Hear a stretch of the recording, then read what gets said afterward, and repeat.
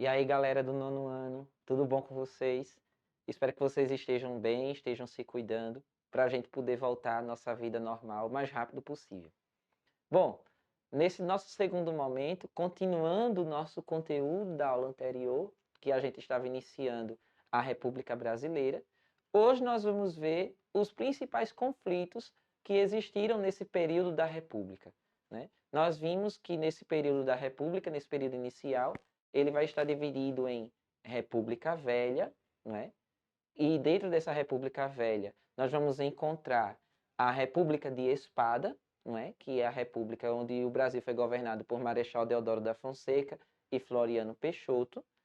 E nós vamos ver também a República de Oligarquias, que nós já vimos bem detalhadamente como é que ela foi estruturada na aula anterior. Porém, hoje, nós vamos ver alguns conflitos sociais que aconteceram no Brasil nesse período, né? Onde nós podemos destacar alguns aqui que estão destrinchados aqui no slide, como a revolta da vacina, a guerra de Canudos, as greves operárias, a guerra do contestado e o cangaço, né? Nós vamos observar que todos esses conflitos eles vão estar sendo desenvolvidos em defesa do pobre, do menos favorecido, certo? Vamos lá. A primeira parte, o primeiro conflito que nós vamos estudar, ele vai ser o cangaço. Aí a gente pode até perguntar, o cangaço foi um conflito? Foi uma guerra? Foi o que na realidade? Nós podemos dizer que o cangaço ele foi um movimento, né? Porque nós vamos ver que esse grupo, que era chamado de cangaceiros, né? Eles vão em busca da defesa do menos favorecido e também contra os latifundiários. Ou seja, tendo em vista que no Nordeste há a presença de grandes latifúndios, né? De grandes proprietários de terra, na realidade, vão fazer com que essa grande maioria da população nordestina seja menos favorecida. Então, eles vão em busca do auxílio, né, de dar um auxílio a essas pessoas mais pobres.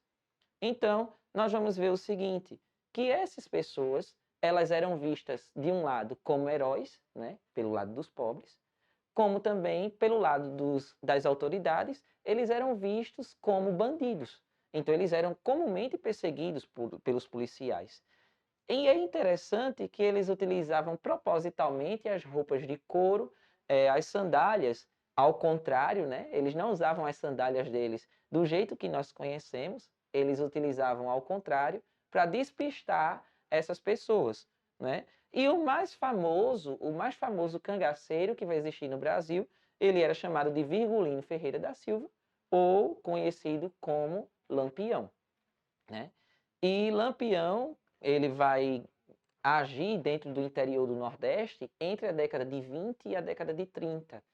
E ele é morto junto com o seu bando, né, e a sua esposa, Maria Bonita, né, lá na região de Angicos, em Sergipe, no ano de 1938.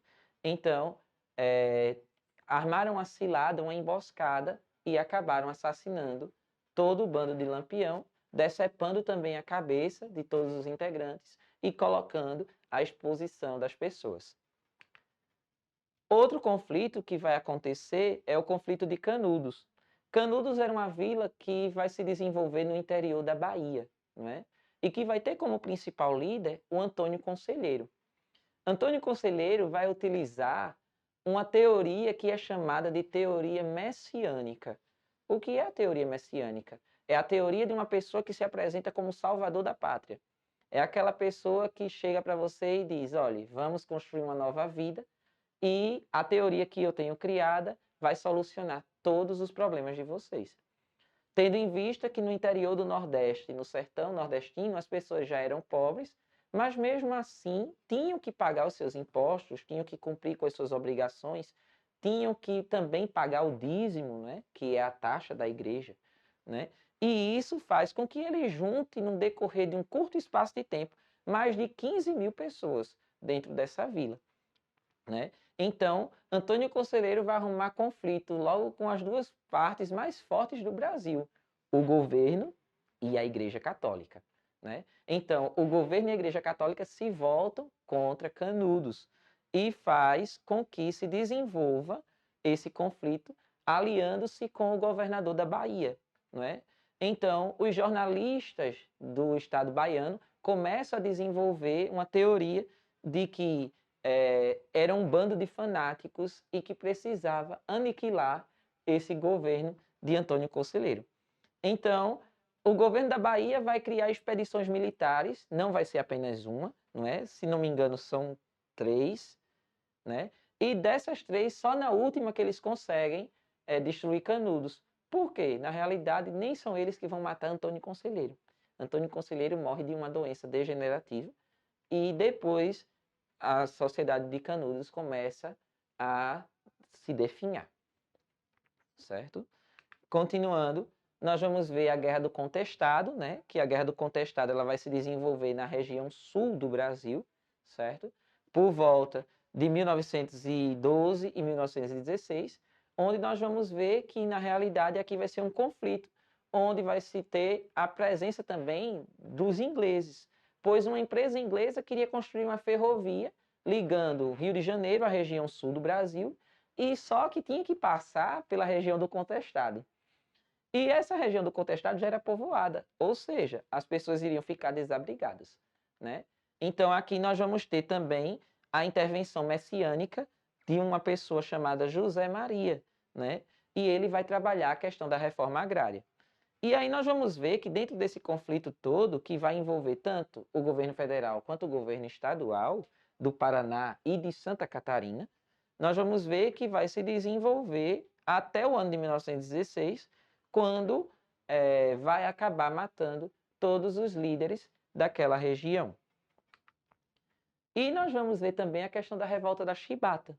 A revolta da Chibata, ela era bem básica, né? Ela vai se desenvolver quando um líder chamado João Cândido, ele se revolta contra o governo federal, porque os marinheiros eles não tinham boas condições de trabalho.